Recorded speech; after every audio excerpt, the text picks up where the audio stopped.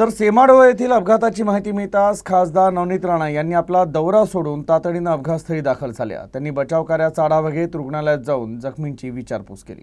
अपघातग्रस्तांना तातडीनं मदतीचा हात मिळावा यासाठी खासदार नवनीत राणा यांनी घटनास्थळी जाऊन बचाव कार्य सुरू करण्याचे निर्देश प्रशासनाला दिले। त्या स्वतः या घटनास्थळी दाखल झाल्या होत्या। दरम्यान जखमींना तातडीनं जवळच्या रुग्णालयात नेता यावं यासाठी नवनीत राणा यांनी रुग्णवाहिका देखील उपलब्ध करून दिल्या आणि मदत कार्यात येणाऱ्या प्रत्येक अडचणींवर ग्रामस्थांच्या सहकार्याने त्यांनी मात केली।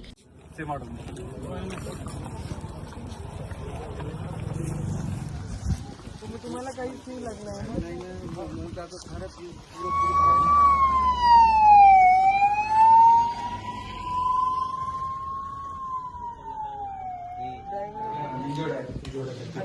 फ्रॅक्चर आहे